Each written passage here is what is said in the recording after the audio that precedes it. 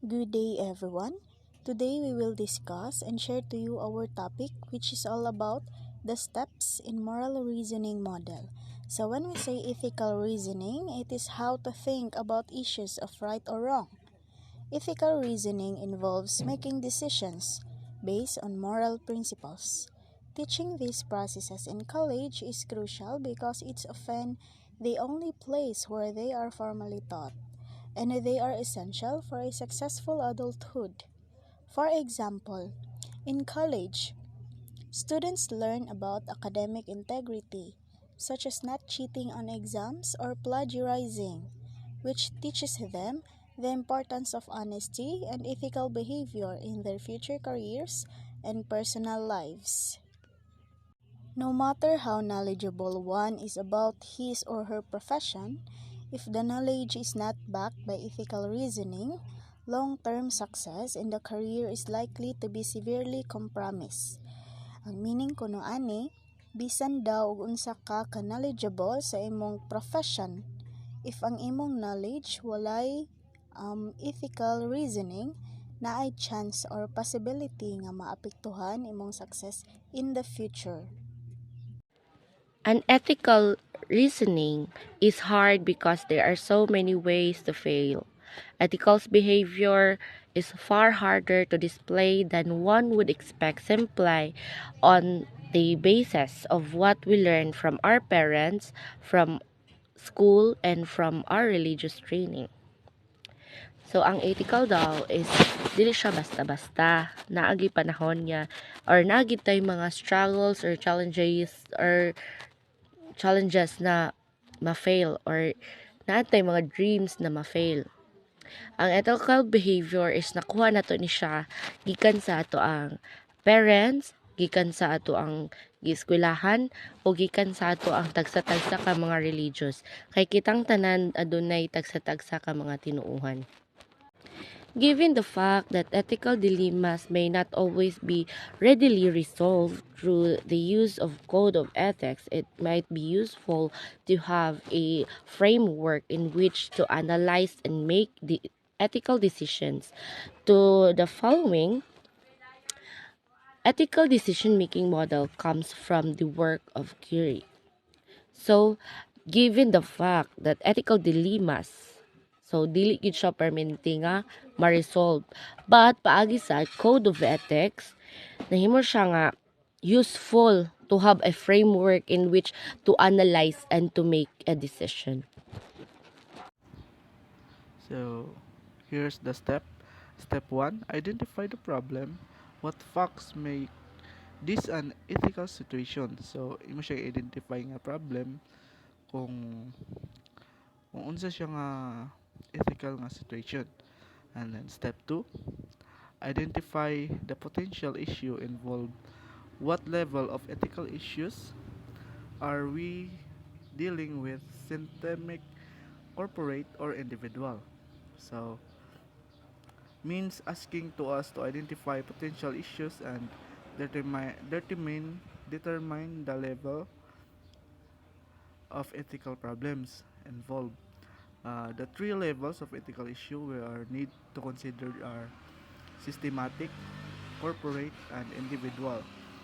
Systematic issues affect a large group of people. Corporate issues are specific to company, and individual issue involve personal actions and choices. And step 3, review relevant ethical guidelines given the facts and the ethical issues. What alternative actions are possible in this situation? So, means asking to us to review ethical guidelines that are relevant to situation and considered alternative action based on the facts and ethical issues involved. By reviewing these guidelines, we can understand the principles and standards that should guide our actions. Then we can explore different options or courses of action that align with ethical principles and address the Step 4. Relevant laws and regulations. Who will be affected by the alternatives and to what degree? Knowing relevant laws and regulation is crucial to understanding how different alternatives might impact various stakeholders. It's important to consider who will be affected by the alternatives and to what degree, taking into account not only legal requirements but also ethical considerations and potential consequences for different groups such as employees, customers, communities, and the environment. Each alternative may have different implications for different stakeholders, so a thorough analysis is necessary to ensure compliance and mitigate risks. Step 5. Obtain consultation. Use ethical principles to decide on the best alternative. The ethics of each of the most possible alternatives is assessed using ethical principles or rules. Deontological ethics prioritize moral duties, while virtue ethics focus on decision making and virtue cultivation. Justice promotes fairness and equality, while right-based ethics respect individual rights and autonomy. The best alternative aligns with these ethical principles, ensuring no one is unfairly advantaged or disadvantaged. By assessing these alternatives, one can determine the most ethically sound option. So, step 6. Consider possible and probable courses of action. No, if kana ang nakaibuhaton no, dapat imo sadya pong hunahon imuhang gibuhat o kung usa ba gyud resulta. And then, can the best alternative be put into effect? Having decided on one alternative, we need to see whether there is any practical constraint which might prevent that alternative from being acted upon. So, kung like ang imuhang gusto nga buhaton, imo siyang kanaang hunahon jud ug pa ayo which kung practical ba siya or kanaang para pod which is ay ang kon man goods ang situation mo is na kay two options, so kanaang para pod malikayan ang dili maayo nga possible outcome sa imuhang action. And then step 7, list the consequences of probable causes of action.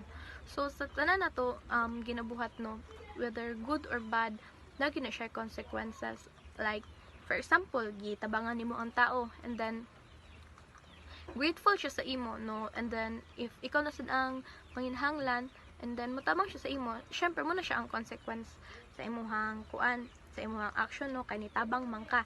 And then if magbuhat ka og bad sa tao, syempre kanaang malain gid sila sa imo, so the consequence in that action is kanaang wala gyud mo tabang sa imo if bad ka sa lain tao.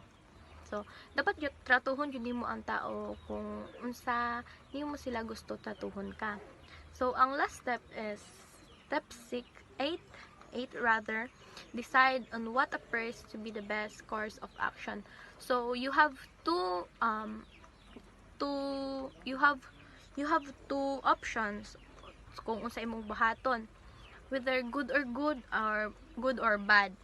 So dapat gyud mo, so pagkaman nimo og kanang hunahuna og maayo gyud kung unsa gyud ang the best nga action nga imong buhaton, o dire rin ka sa step 8 mag-decide and then implementing the best alternative.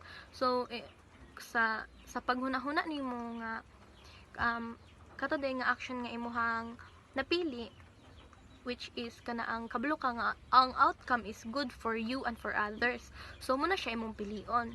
Having selected the best alternative which is not ruled out by practical constraints, we need to decide on the step necessary to carry it out.